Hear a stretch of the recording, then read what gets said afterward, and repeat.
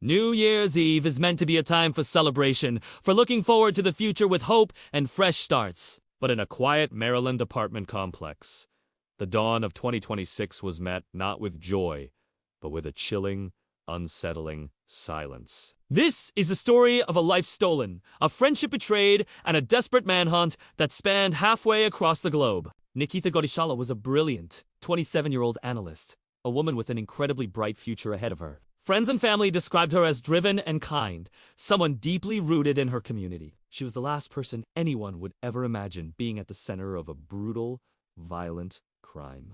But on January 2nd, when Nikita didn't show up for work and the frantic calls from her loved ones went unanswered, that silence began to feel ominous.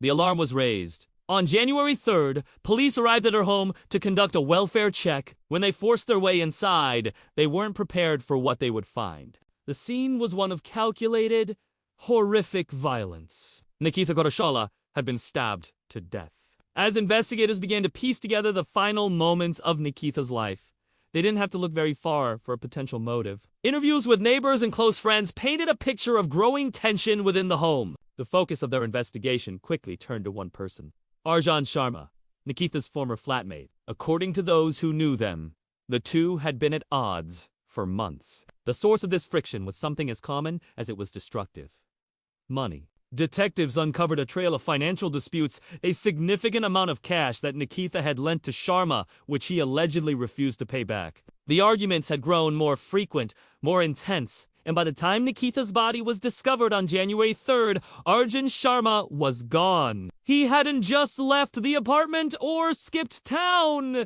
He had vanished from the country entirely. The investigation immediately kicked into high gear. This was no longer just a local homicide. It was a race against time. Working with federal agencies and Interpol, Maryland authorities began meticulously tracing Sharma's digital footprint. They soon realized the chilling reality of his plan. He had deliberately exploited the chaos and heavy traffic of the New Year's holiday to slip through airport security undetected. He had boarded a flight to India just hours after the murder, landing on the other side of the world while Nikita's loved ones were only just beginning to worry. The manhunt went global. The U.S. Marshals Service initiated contact with their counterparts in India. The Central Bureau of Investigation, or CBI.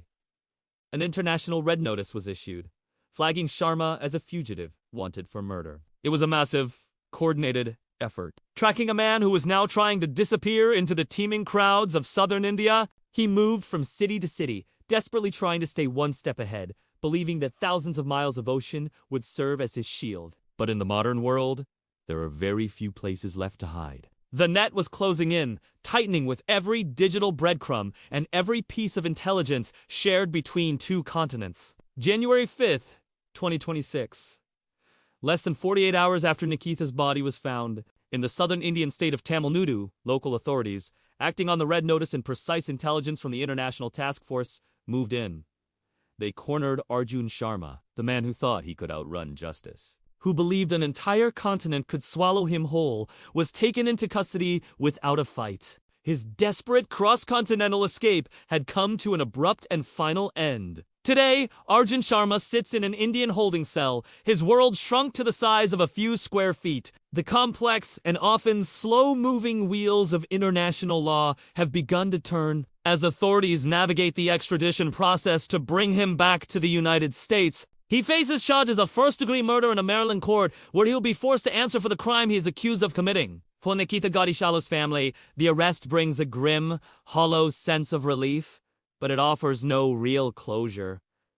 How could it? A life so full of promise and potential was tragically cut short over a debt, over a conflict that spiraled into unimaginable violence. It's a heartbreaking reminder of how quickly a personal dispute can escalate, transforming a home into a crime scene and setting off a tragedy that echoes around the world. The investigation continues, and the long road to justice has only just begun. Thank you for watching. If this story touched you, please consider sharing it. Subscribe for more in-depth investigations into cases that demand our attention. Stay safe.